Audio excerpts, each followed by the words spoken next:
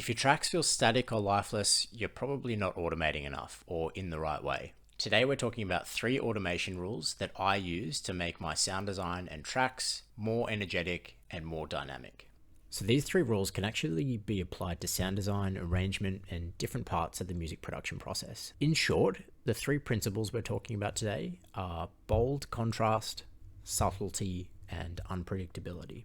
To demonstrate these principles, I've built this quick loop and this lead sound using phase plant, but by all means you can apply this to stock Ableton plugins or any plugin in any DAW that you're using really. So I'll show you what this sounds like, explain the loop a little bit, and then we'll dive into this patch in phase plant to explain what I'm talking about.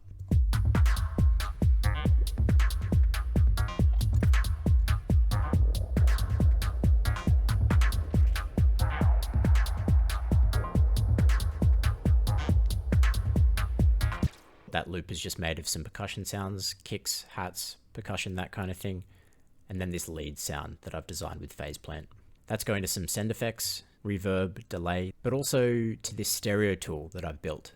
I'll be giving this away for free later, so if you'd like to be updated when that's out, subscribe to the channel or my Gumroad page linked in the description. The idea behind this tool is for it to add stereo effects and unpredictability to any sound that you're designing. Anyway, back to the main topic. Let's dive into this patch on phase plant and talk about those 3 principles. So you can see in this patch, I've got 3 different LFOs doing 3 very different things. And I'll turn on one at a time to show you exactly what they're doing.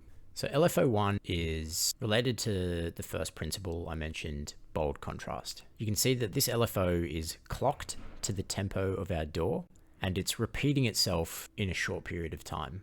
This LFO is mapped to our envelope attack, and the pitch of this second oscillator, which is modulating the pitch of the first oscillator.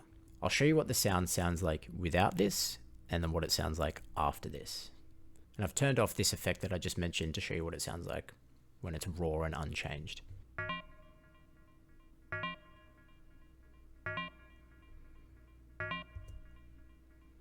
So with no modulation, no bold contrast, it's very dry and just repeats itself. And with that clocked LFO,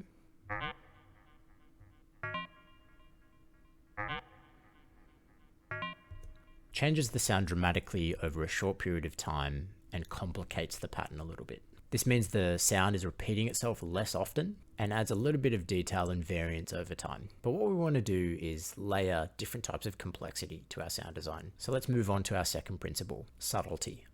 This second LFO is mapped to the wave table on our first oscillator, and it's scanning through the waves so that the first oscillator is playing a different wave over time. This LFO isn't clocked to our BPM in our DAW, so it's repeating itself in an unsynced fashion. I'll show you what the sound sounds like without this and then with this.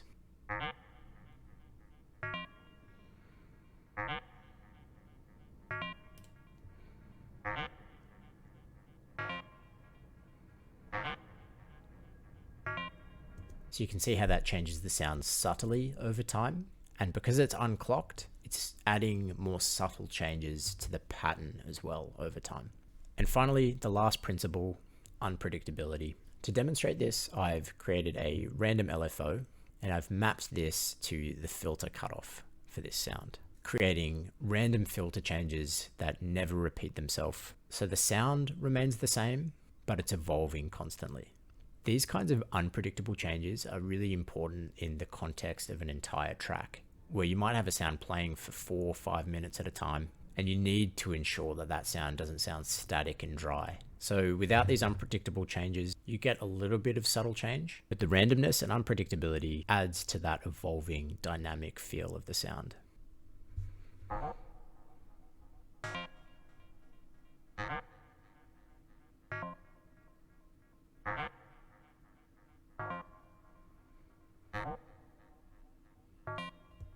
And then when you start to add effects to these kinds of sounds, that's where things get really interesting. So I'll send this sound to that rack that I've built that I just mentioned before, and you can hear how this will add even more complexity to the sound over time.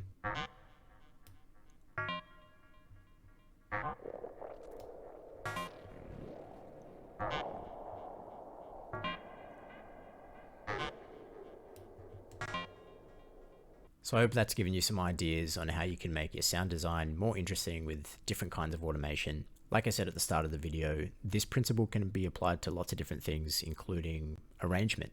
When making your arrangements, for example, think about how your track can change subtly, boldly, and unpredictably. I'll make a more detailed video on that specific topic later down the track. Thanks for watching. Leave a comment if this helped, and subscribe if you want more music production tips like this. I'm also giving away free sound design tools that I use in my own productions on my Gumroad. I'll link that in the description below.